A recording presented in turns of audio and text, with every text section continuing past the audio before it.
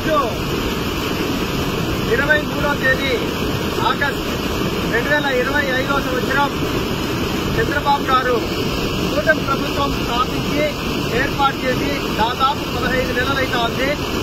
15 నెలల కాలంలో మనం చూసినట్టయితే ఎంతో మంది ఈ హంద్రీనీవా కాలువ గురించి ట్యాంకర్లతో నీళ్లు నింపి ఓపెన్ చేసిన పోయిన కాలం కూడా చూశాము.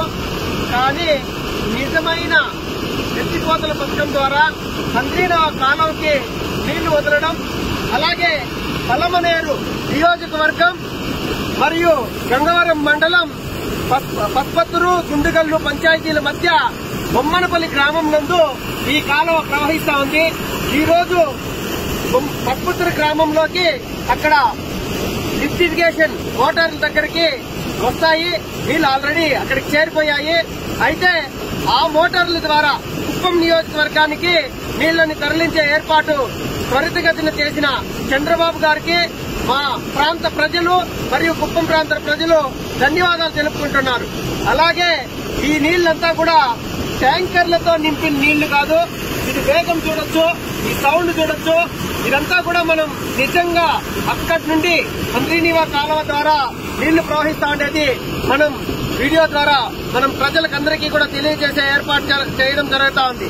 అయితే ఇంతటి పెద్ద ఎత్తున కార్యక్రమాన్ని పూనుకుని మొత్తం కాలువ మొత్తానికి కూడా సిమెంట్ చట్టాలు వేసి ఏమాత్రం ఈ ప్రోగ్రామ్ లో మనం డ్యామేజ్ జరగకుండా ఎక్కడ ఏ నీళ్లు వదిలినా కూడా చివరి ప్రాంతానికి ప్రతి బొట్టు చేరే విధంగా ఇంత పెద్ద ఎత్తున కార్యాన్ని తలపెట్టిన కూటమి ప్రభుత్వ నాయకులందరికీ కూడా ఈ ప్రాంత ప్రజలు మనమంతా కూడా కృతజ్ఞతలు తెలుపుకోవాల్సిన అవసరం ఎంతైనా ఉంది.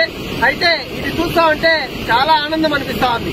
చూసారా నీళ్లు ఎంత వేగంగా, ఎంత ఫోర్స్గా, ఎంత దీనిగా వస్తా ఉన్నాయనేది మనం చూడొచ్చు. అటువైపు అట్లా చూడండి.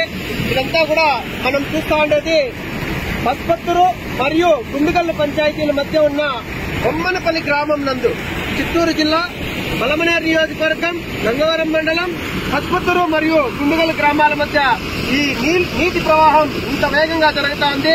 మేము కలలో కూడా ఊహించలేదు. 2014లో ఈ కార్యక్రమాన్ని తలపెట్టినప్పుడు ప్రభుత్వం చివరికి వచ్చేపాటికే ఓడిపోవడం, ఈ కాలువ పనులు అర్ధాంతరంగా ఆగిపోవడం, అలాగే దీన్ని